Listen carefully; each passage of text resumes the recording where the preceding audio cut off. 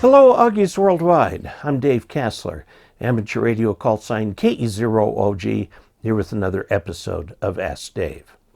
Today's question comes from Ron, WD8SBB.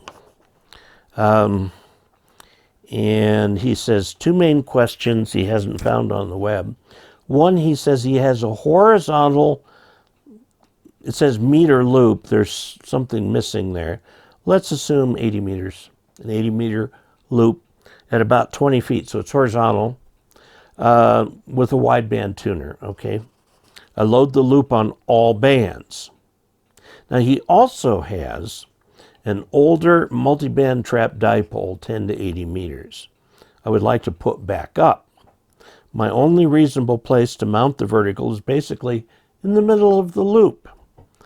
Can I run 600 watts or so when band conditions are poor and I am worried about the traps in the vertical? Is it possible for the traps to be damaged if I run the loop antenna on the same band? No. Should I have the unused antenna grounded while using the other? Try it both ways. Work what works for you. Let's take a picture of, or draw a picture of what he's got. He's got a shack. Okay, then he's got, well, let's do it this way. I looked it up. This is a horizontal loop, okay, and fed with open wire line. He says 2 4-to-1 balun transformer and antenna tuner unit. You just use the antenna tuner unit. Don't worry about the 4-to-1 balun. This can have very odd impedances. This is for 160 meters. An 80 meter loop can be constructed. It's a full wavelength all the way around. You can do this on 40 also. On anything that you want, make a loop antenna like this. Now the directionality, as you can see in this right here, this is at 20 meters. It's a 160 meter loop at 20 meters. You get some going out to the side, although you're losing some power in the side bands. It's a lot less than it's going out. This is logarithmic. Now, what is interesting is if you look at the 40 meter horizontal pattern, you've got some deep nulls in here. Okay, it's scattershot. So there could be a station over here you can't hear, but if they're over here, you can hear them. Okay. Now I used to have an antenna like this, although it was for 80 meters. And I put up my vertical and found my vertical worked better than this on HF. So I took this down, cut it into more radials for the vertical. But if you want to put up your vertical in here, let's go back to the drawing board here.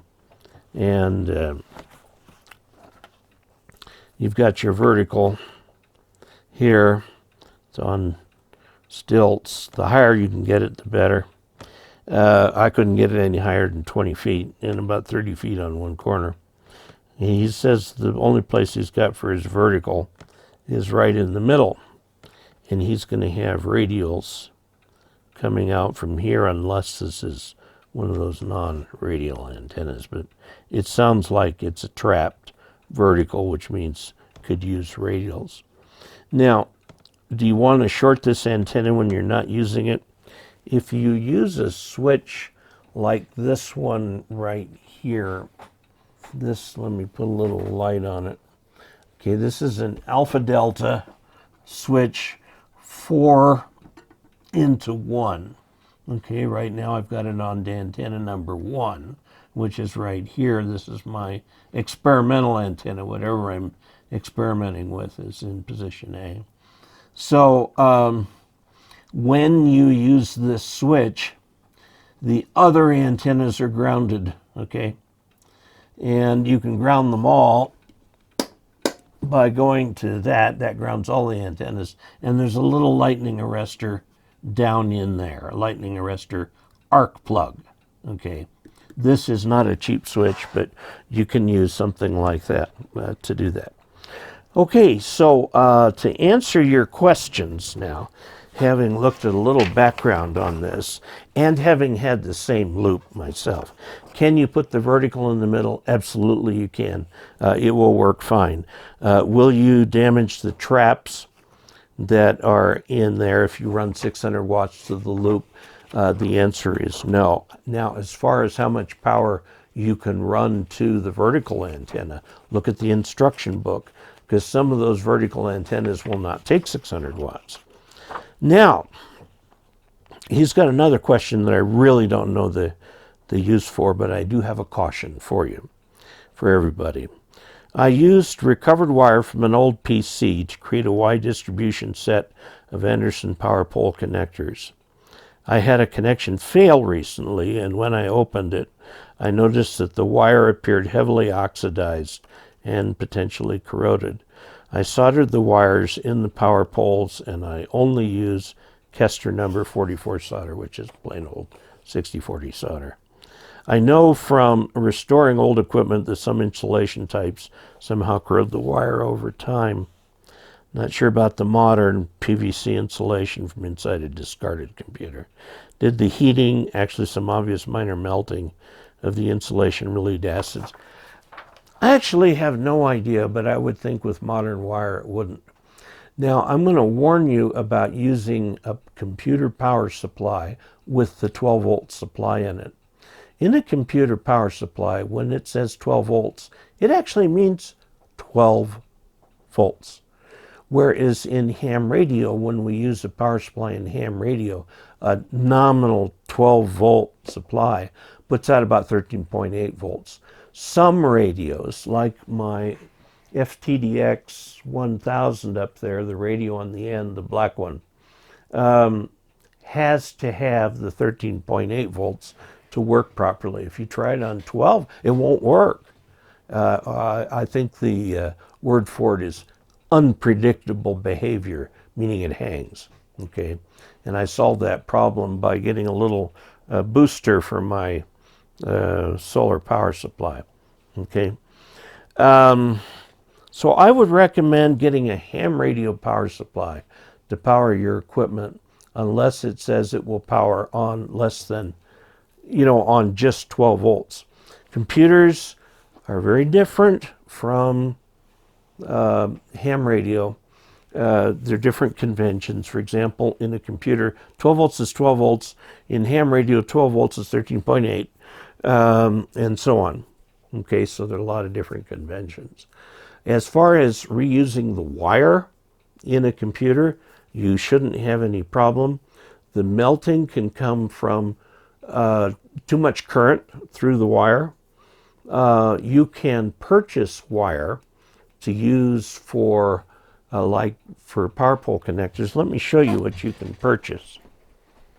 We'll just move this chair and look in here. I have all kinds of wire in here. May not be in this drawer.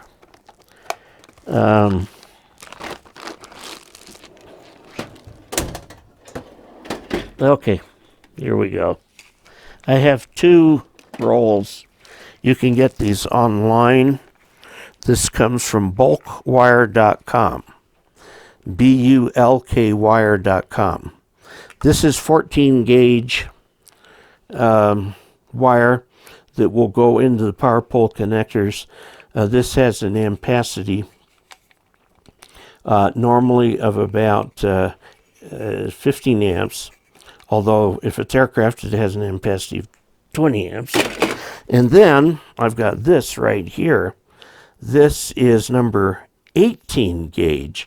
And you can see that it's smaller than the other one. And a lot of, like you would use the heavier one for a normal high wattage 100 watt radio, and you can use the smaller one for QRP rigs or accessories or something like that. And this is also available through the same source that I just mentioned. And this is designed for this will go into the Anderson power pole connectors. Something this small, after I crimp it, I would solder it. Okay, just to keep it in there, both crimped and soldered. Okay. So I guess my suggestion is not only use ham radio power supplies for ham radio, but use ham radio wire for wire.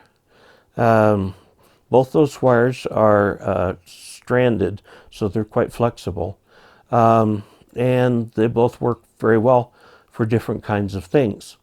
So the main wiring that I have running over here from my solar battery, you can see the light up there on the charger, that is all the 14 gauge wire.